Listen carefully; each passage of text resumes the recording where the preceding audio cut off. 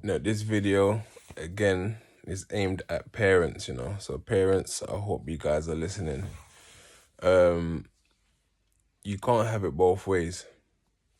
I know sometimes the bills are high. I know sometimes you can't get the sky or the cable channels that you want. No, sometimes you can't afford to go on the holidays you want as a family. I think in a lifetime everyone wants to go on at least one holiday with their family.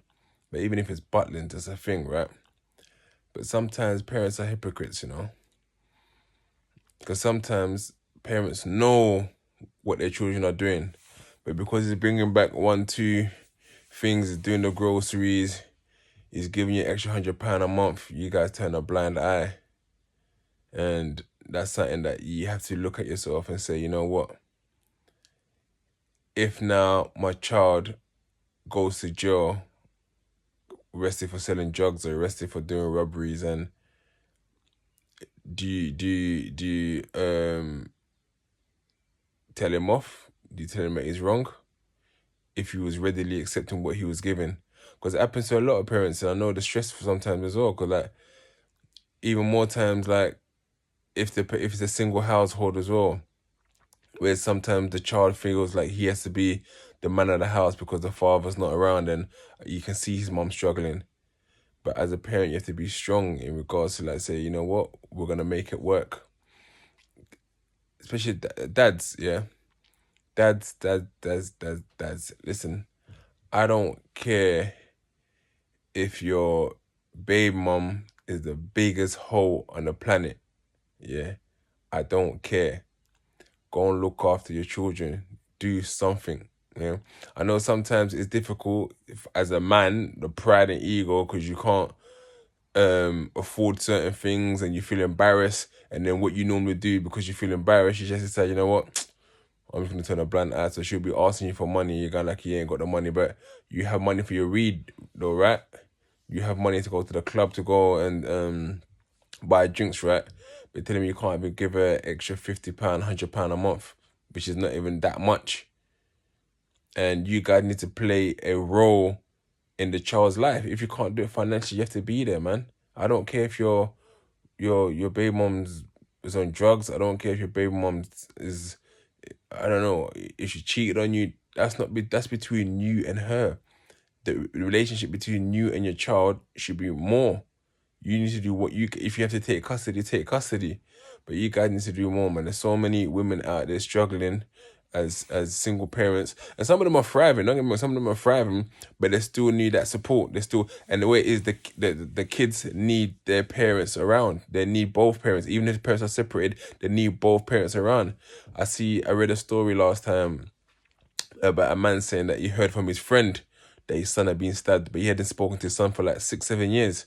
So imagine your friend telling you that your own child has been stabbed and you didn't even know that. That's mad. But then I go back to what I said in the beginning of the story is that parents, you can't take the money. You can't take the money because then you're just encouraging it. It's like, yeah, don't do that, don't do that, don't do that. Oh, thank you for that. You can't do that. No, I know I'll be the truth. I'll tell the truth. Like my parents used to tell me all the time, saying, don't do that, don't do that. But when the money was there, nobody would complain. Nobody would complain. That's everyone in my family. No one would complain. Everyone would be like, oh yeah, let me get this, let me get that, let me get this. So everyone turns a blind eye to it because the money's there, right? So parents, you have to be more vigilant in regards to what your children are up to. And more times, you guys know, man. You guys know. You know what your child's up to. You know. And if you don't know, you need to get to know. That's like a rap there, innit? If you don't know, you need to get to know because my beard's looking hella dry, man. Two shows come at the shower not too long. My face is all dry as well. But yeah, you need to know, man. Cause listen, yeah, your child can't be 13, 14, 15, and you don't know where they are. It's 9 p.m. You don't know where they are. You need to know where they are. There's like who they hang around with. Yeah, you need to know who they hang around with. You can't just like leave it to, oh yeah, all right, well, where did you go then? He told you it was at Gavin's house, but you weren't at Gavin's house. It was at older Stabber's house, cashing out the money that they just robbed or cashing out the money from the drugs. because his older stabber's younger. So your son, yeah, your son is younger stabber, and you don't even know. You don't even know. Your son is younger stabber, and you don't even know. So parents, be more vigilant, man. And also, like I said, I know it's a struggle. I know it's a struggle. I know it's hard, but we have to remember our morals as well. Is that if say for example now, you know your child's selling drugs, right? Cool, you're selling drugs, and then a madness happens where someone tries to rob him for his drugs and he ends up getting killed because of that. God forbid, right? But how do you take that as a parent? Because you knew he was doing that and you didn't stop it. You didn't. And you know what? The tough love situation is hard as well. I was speaking to a Belgian the other day, and his younger brother is getting to a whole load of madness at the moment, to the point that where his parents want to kick him out of the house. He's 17. Yeah, his parents want to kick him out of the house. But it's hard because you need to show that tough love. But if you kick them out, it's like, where did they go? And then do they resent you? And did they go did they go even crazier? It's mad. 'Cause I'll tell you the truth. When I was living at home in Peckham, like my older brother got kicked out, and that was for them. And to be, I like he got kicked out, and I'll tell you the truth. He lived in a car for about 3 weeks, and I used to wake up in the morning, yeah, let him in the house on the sly. And let me tell you, one day I got beats, yeah.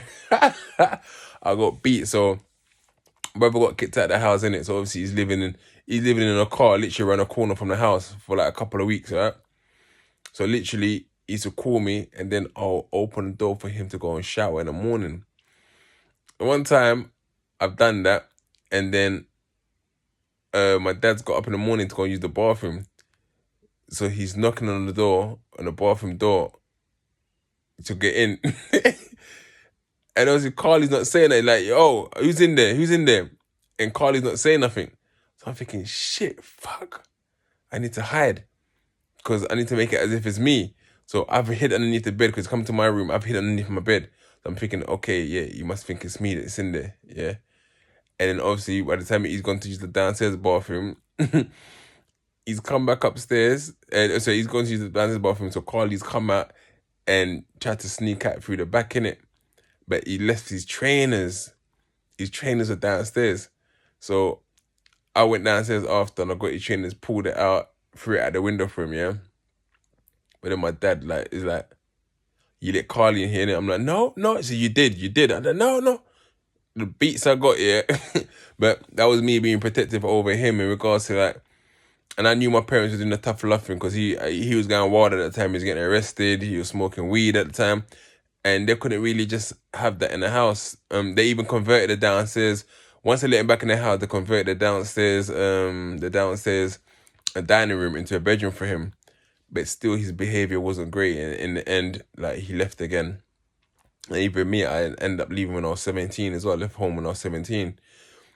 So, and parents, I know it's hard. It's not always easy to discipline your children. It's not easy, especially now how everything is in regards to social services. Like we grew up in a era, being African, where you can hit your kids. Like me personally, I couldn't hit my kids. I got two girls as well.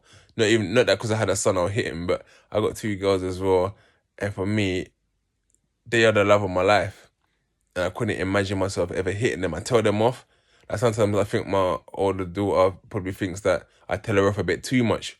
But I always try to explain to her, because I want the best for her, sort of thing. But it's difficult to discipline your children, especially with an iron fist. You can't hit your children. But I look back fondly on getting beats, because there's a turn like, look, we don't want to do this, and this is the reason why we're doing this. No? But now, in this day and age, like I said, it's very difficult to discipline your kids if they don't listen. So you need to set the standard from early. Like from 2 years old, 3 years old, you need to let to set the standard. But sometimes I get onto my missus, like we got so Rai, who's 19 months, no, 20 months. She's 20 months now. And sometimes she'll do something and try to like get angry as a kid. Like, you know, kids with that, try to grab something, you take it back, and she starts making noise and crying. So that girl's my heart. So like I kind of let her get away with it sometimes. But her mum like, no. You have to discipline her. You have to tell her off. So we started doing this naughty corner thing. So she understands when she goes to naughty corner, she's in trouble. So if you set them rules and boundaries from earlier, sometimes kids don't. Because I see some people talk to their parents in a wicked way. I'm like, where? I could never. Some kids, you see them hit their parent back as well. Like I could never. I could never. But parents, it's a difficult task you got, yeah. But it all comes down for me, education. That's why when I go into schools, I say it can't just be secondary schools, because sometimes, God forbid, sometimes secondary school's too late. It has to be, start talking to them. Same way they talk to kids about everything in regards to sex education and all that. Then they start talking to kids about gangs and crime and peer pressure and all those things from ages 6, 7, 8. So that they know it's bad, they know that it's wrong, they know the consequences. I mean, I do the different when I go to sort of older schools. I'll show them the consequences of it in terms of murder. I don't think you can start talking to kids about murder and that at age 6, 7, 8 and that. But when they're secondary school, most definitely. But parents, you can't take the money, man. You have to try and not take the money. I know it's difficult, but fathers, you need to play a role in your kids' lives, because there's so many kids who've grown up with just their mums and their father's never been around. And like I said, you can be separated. But there's no reason why you can't spend time with your child. And honest, I always say, honest is the best policy. If you've not got something at the time, like as men, we try to save face and try to have pride. Like when I was low, look, I can't afford to pay nothing this month. I can't pay to do this month. Yeah. And then it's a communication. And yes, they may be pissed because they've got things they need to pay for as well. But at least you communicated that. And you're not just an absent father. Or absent mother as well. Because I know one brother that I know, he's the what do you call it? He's got custody of his son, and the mom's not around. So it happens both ways as well, both parties.